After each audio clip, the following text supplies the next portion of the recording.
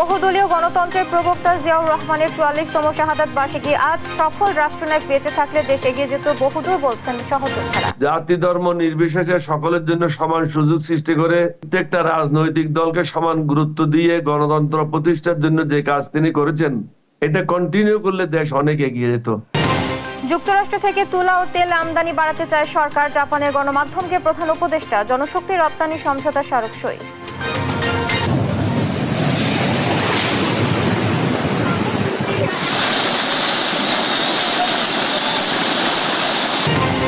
উপকূল অতিক্রম করেছে গভীর নিম্নচাপ। ভোলা, হাতিয়া, সুন্দরবনে ক্ষয়ক্ষতি। টানা বৃষ্টিতে রাজধানীর সড়কে সড়কে জলাবদ্ধতা।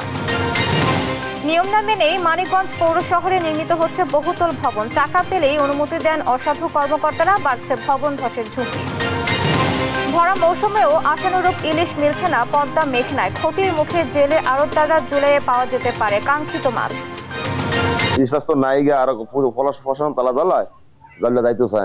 মাছ না কারণে আমরা যাইতে না গেলে ফারি নোবারি রেটিয়া দিমু না আমরা খামু। কোরবানির হাট কাঁপাতে আসছে কুষ্টিয়ার রাজা বাদশা। বিশাল দেহি গরু দেখতে মানুষের ভিড়। বিক্রি করে হজে যাওয়ার ইচ্ছা দম্পতির। এবং বিসিবি সভাপতির পদ হারালেন ফারুক আহমেদ। মনোনয়ন বাতিল করে ক্রীড়া পরিষদের প্রজ্ঞাপন। নতুন সভাপতির আলোচনায় আমিনুল। দেখছিলেন শিরোনাম সংবাদ সকালের সঙ্গে আছি আমি আয়েশা বুবলি। এবার বিস্তারিত। বিএনপির প্রতিষ্ঠাতা, সাবেক রাষ্ট্রপতি, বাংলাদেশে বহুদলীয় গণতন্ত্রের প্রতিষ্ঠাতা, বীর মুক্তিযোদ্ধা শহীদ জিয়াউর রহমানের ৪৪তম শাহাদাত বার্ষিকী আজ। ১৯৮১ সালের এই দিনে বিপথগামী কিছু সেনা সদস্য নৃশংসভাবে হত্যা করে আধুনিক বাংলাদেশের এই রূপকারকে।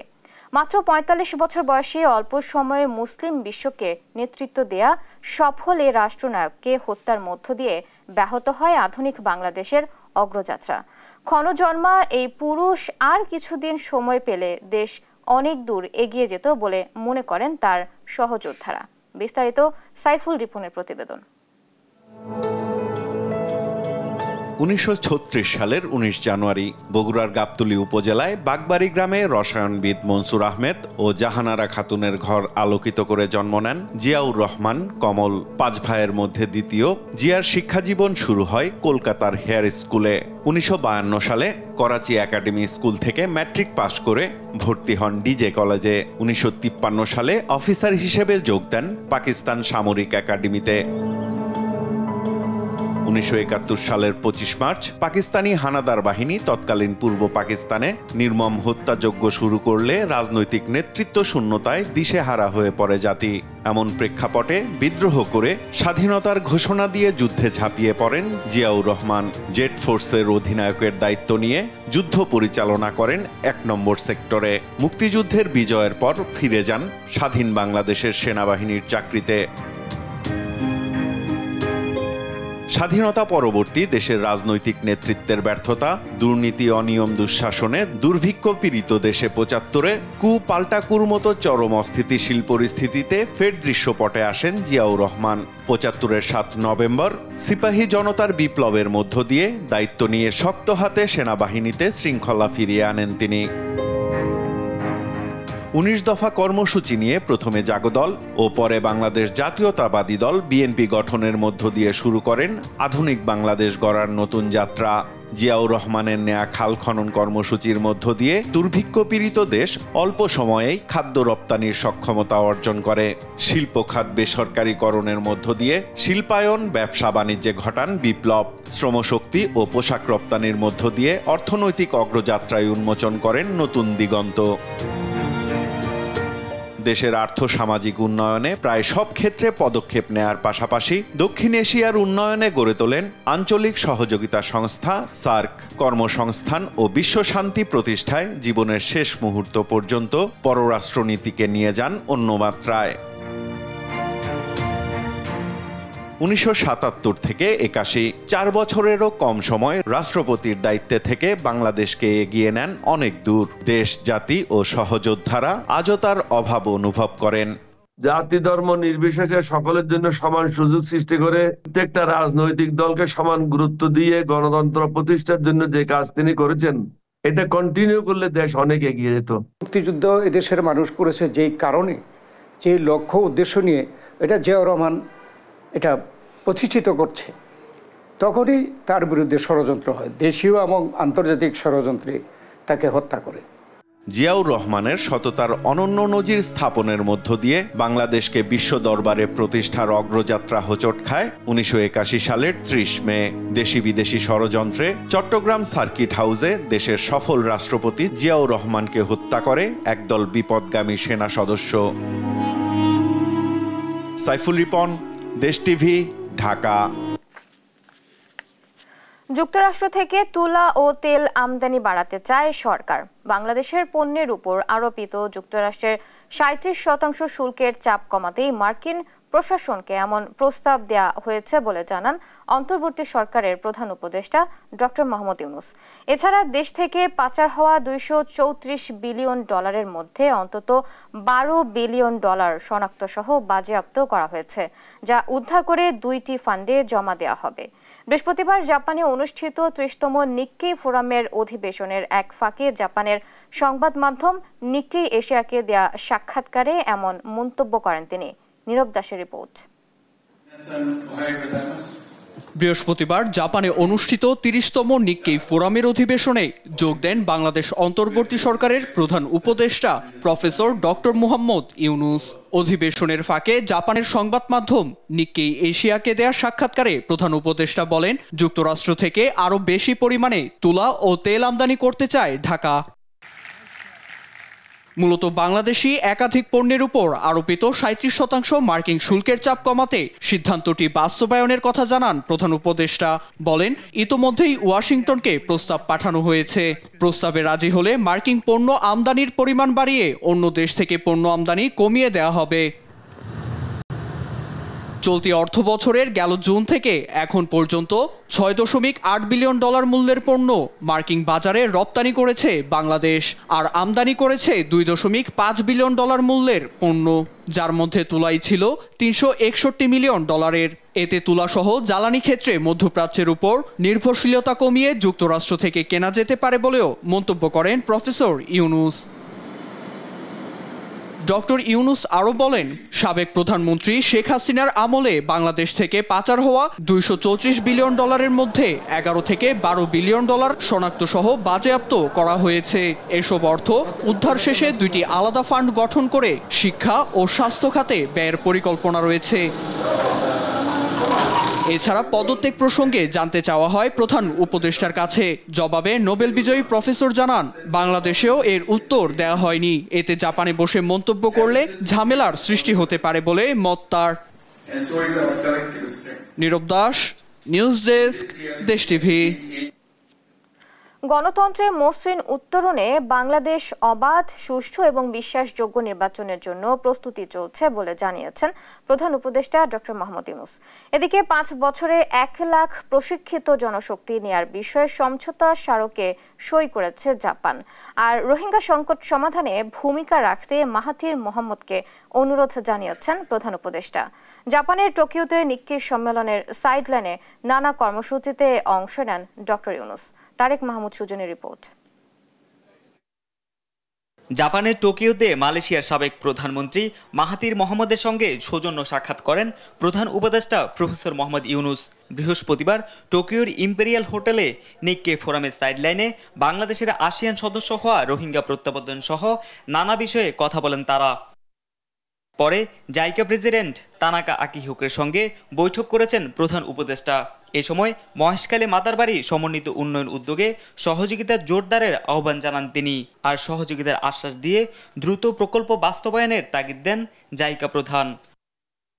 এর আগে তোশি কাইকান কনফারেন্স হলে জাপানে ক্রমবর্ধমান কর্মী ঘাটতি পূরণে বাংলাদেশ থেকে 5 বছরের মধ্যে 1 লাখ প্রশিক্ষিত জনবল নিয়োগ ও ঢাকায় প্রশিক্ষণ কেন্দ্র স্থাপনে 2টি সমঝোতা স্মারক সই হয়। চুক্তি স্বাক্ষর শেষে মানব সম্পদ বিষয়ক সেমিনারে অংশ নেন ডক্টর ইউনূস। বলেন, অন্তর্বর্তী সরকার জাপানে বাংলাদেশিদের জন্য কর্মসংস্থানের সুযোগ তৈরিতে যথাসাধ্য চেষ্টা করছে। In addition, this news that we can send our young people to work here becomes very exciting because it touches individuals right away. When you build a port, I don't know how it will come to me, how we are benefiting, but it's good news. We have a port Japanese are building for us. We don't want to belong to old Bangladesh. We want new Bangladesh. দিনের শুরুতে নিক্কে ফোরামের উত্তাল বিশ্বে এশিয়ার challenge শীর্ষক অধিবেশনে বক্তব্য দেন প্রধান উপদেষ্টা। বলেন, বাংলাদেশের একটিমাত্র দল ডিসেম্বরেই নির্বাচন দাবি করছে, কিন্তু টেকসই সংস্কারের ডিসেম্বরের পর আরো 6 মাস সময় প্রয়োজন।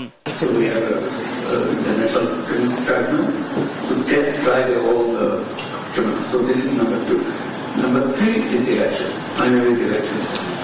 So we have been explained to people the election will be held between end of this year in December or maximum of June.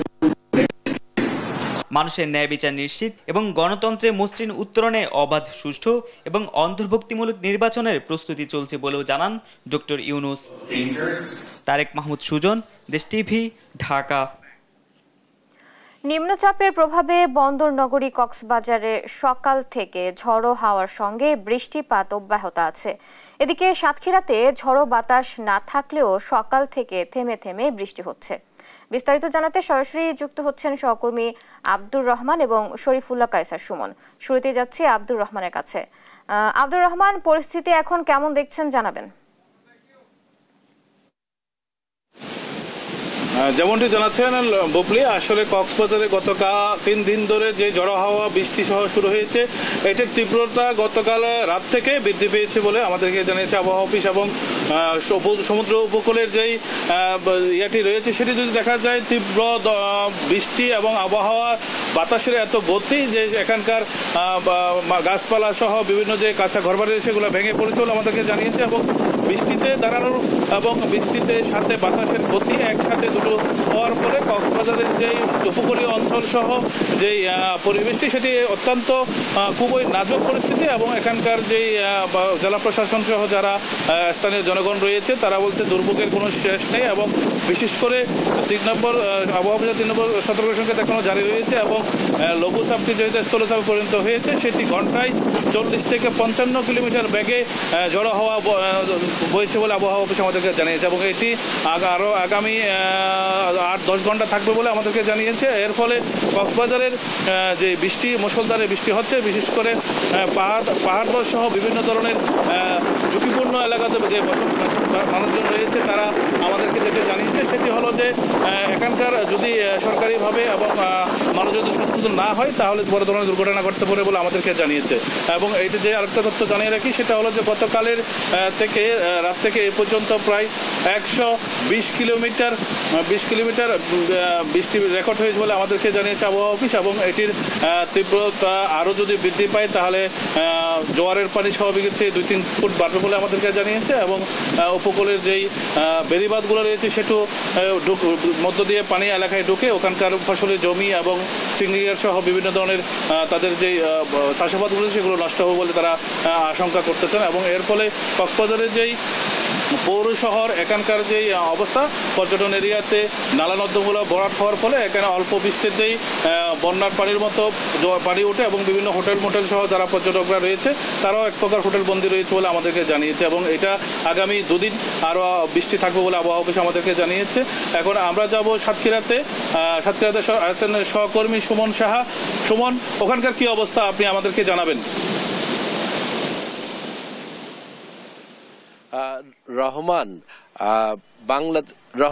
বাংলাদেশের দক্ষিণ পূর্বের যে কক্সবাজারের যে পরিস্থিতি সেই তুলনায় দক্ষিণ পশ্চিম অর্থাৎ সাতক্ষীরা, খুলনা এই অঞ্চলের পরিস্থিতি তুলনামূলক একটু ভালো।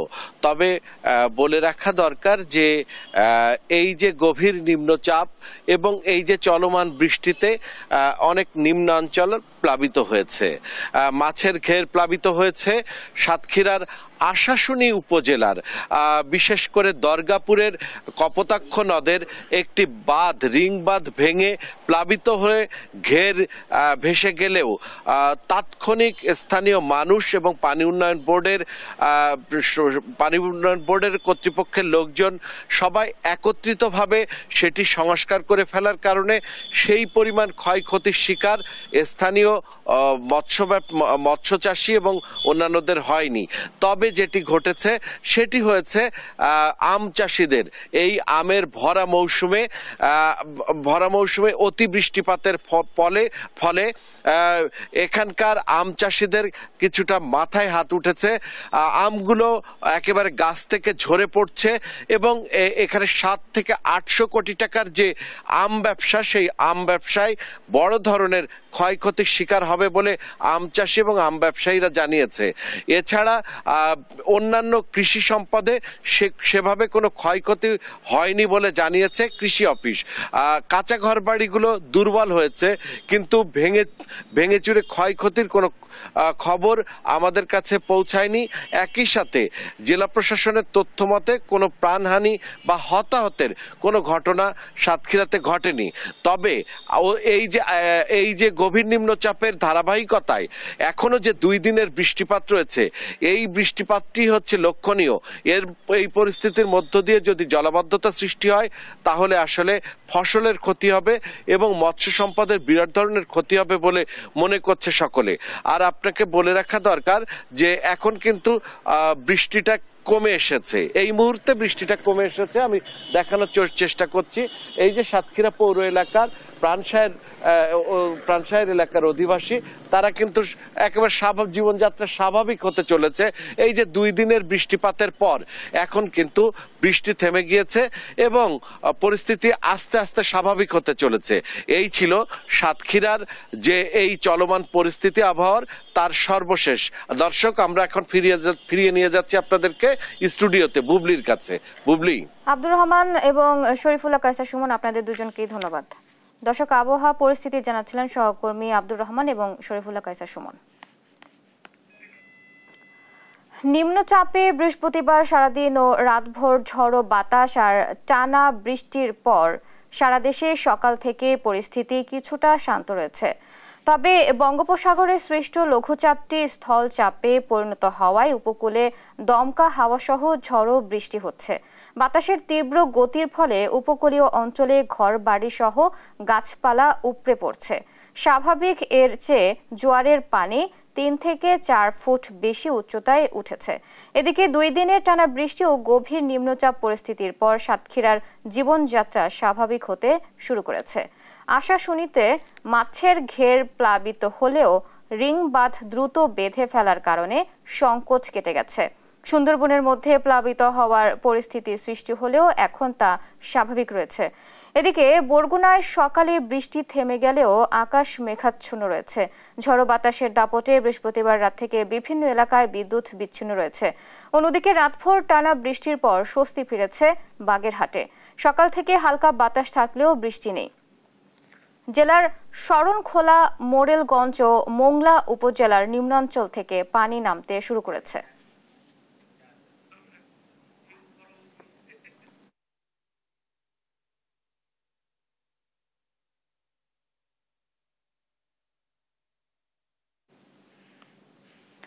বাংলাদেশ উপকূল অতিক্রম করেছে বঙ্গোপসাগরের গভীর নিম্নচাপটি।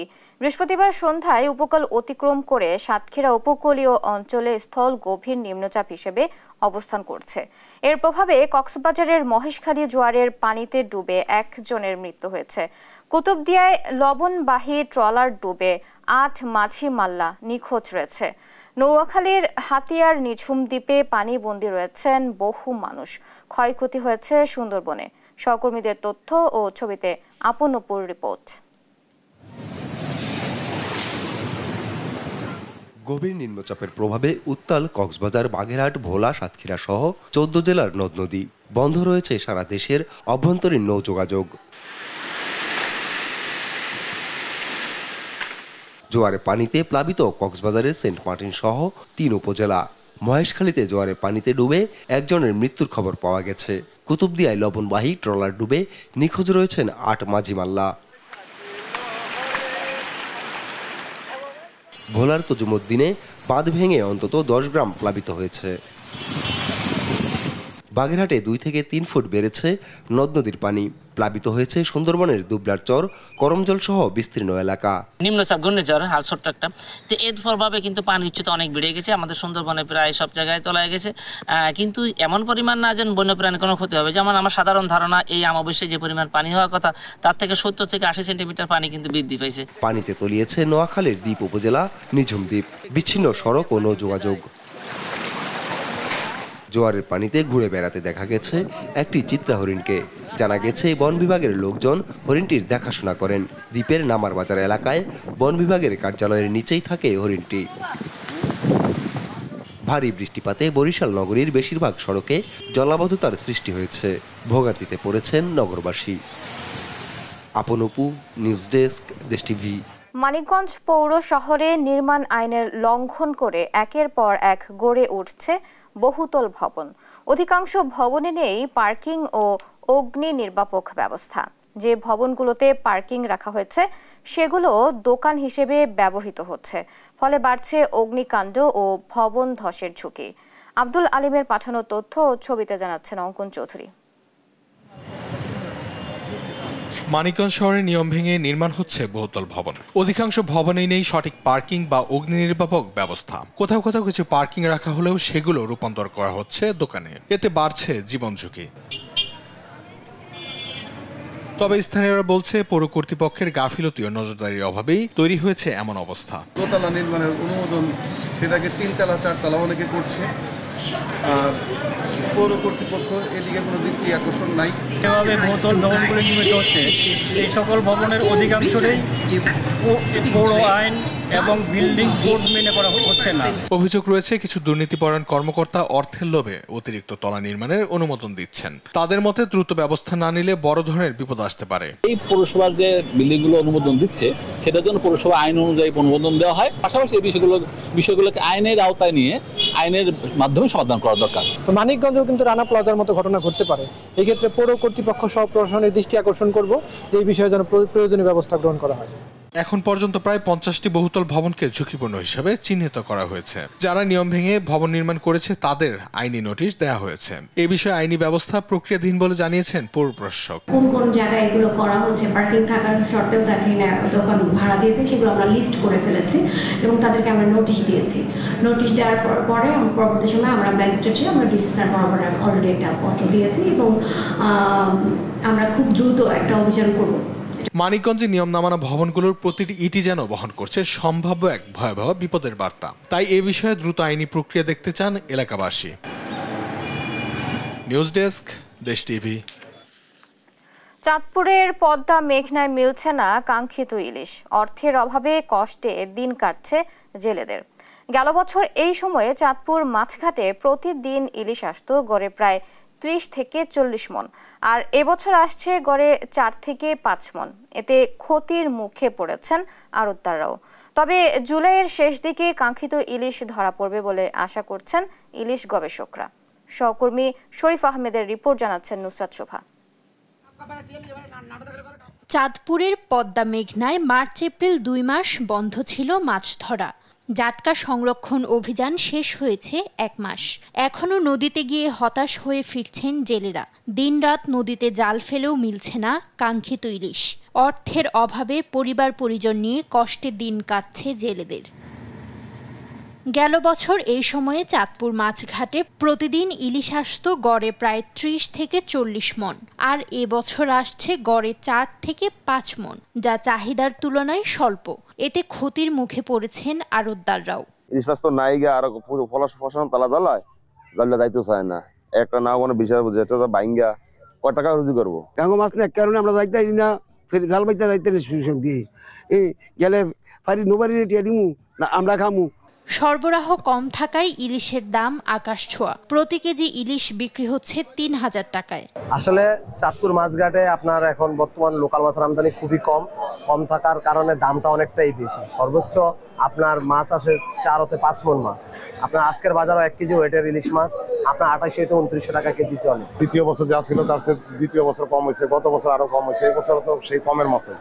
1 মাস মাছ চালু হইলো, তার মধ্যে দেখা গেল 1 সপ্তাহ কিছু মাছ হয়েছে। তবে জুলাইয়ের শেষ দিকে কাঙ্ক্ষিত ইলিশ ধরা পড়বে বলে আশা করছেন এই ইলিশ গবেষক। বৃষ্টিপাতের পরিমাণ পাশাপাশি হচ্ছে যে আমাদের নাব্যতা এবং হচ্ছে যে নদীর স্রোতধারার ফলে যে আমরা জুলাইয়ের শেষে বা আগস্টে যে জেলেদের জালের কাঙ্ক্ষিত আহরণটা হবে। আবারও নদীতে জেলেদের জালে ধরা পড়বে ঝাঁকে ঝাঁকে ইলিশ, আবারও জেলে পল্লীতে ফিরবে সুদিন, এমনটাই প্রত্যাশা ইলিশ সংশ্লিষ্টদের। নিউজ ডেস্ক, দেশ টিভি। কোরবানির ঈদে হাট কাঁপাবে কুষ্টিয়ার 2 গরু রাজা ও বাদশা। 4 বছর ধরে সন্তানের মতো তাদের প্রস্তুত করছেন আনোয়ার হাসনা দম্পতি। গরু দুটি ন্যায্য দামে বিক্রি করে হজে যেতে চান তারা। এদিকে বিশাল দেহি রাজা ও বাদশাকে দেখতে প্রতিদিনই ভিড় করছেন ক্রেতা সহ আশপাশের গ্রামের মানুষ। ইরফান রানার ক্যামেরায় কুষ্টিয়া থেকে নাহিদ হাসান তিতাসের রিপোর্ট।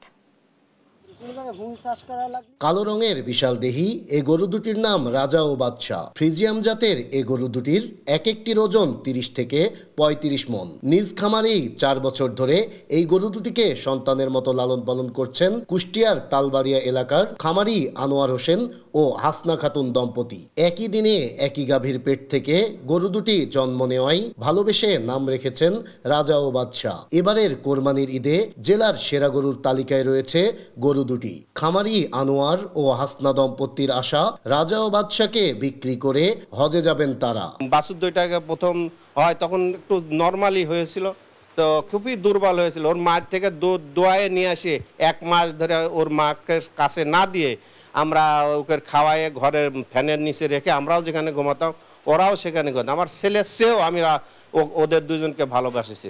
1-2 মাস ফিডারে দুধ খাওয়াতাম, অসুস্থ ছিল, চিকিৎসা করি, তারপরে গা সুস্থ হয়েছে। এখন বেচার জন্য প্রস্তুতি নিচ্ছি। কোরবানির ঈদ উপলক্ষে বেশি দুজনা হজে যাওয়ার ইচ্ছুক আমার। প্রাকৃতিক খাবার খাইয়ে পরম যত্নে বড় করা রাজা বাদশা নামের গরু দুটি দেখতে খামারির বাড়িতে প্রতিনিয়তই ভিড় করছে স্থানীয়রা। কেনার জন্য দেখতে আসছেন ব্যাপারীরাও। মেলা জায়গায় গরু দেখেছি, কিন্তু এত বড় গরু দেখি নাই। তারপর 2টা ভাই জমজ, এটা দেখে আমাদের আরো ভালো লাগছে। একটার নাম রাজা, একটার নাম বাদশা। তেজ আছে গরুর, অনেকটা তেজ আছে, আনুমানিক হচ্ছে তাও তো 45-46 মণ হবে 2টা মিলে। ন্যাচারাল খাবার ছাড়া অন্য কোনো খাবার প্রোভাইড করা হয় না। কাঁচা ঘাস, খড়, ভুট্টা, চাল, ভুসি। আর বিশাল দেহি এই গরু দুটিকে পরিচর্যায় খামারিকে সব ধরনের পরামর্শ ও সহযোগিতার কথা বলছেন প্রাণী সম্পদের এই কর্মকর্তা।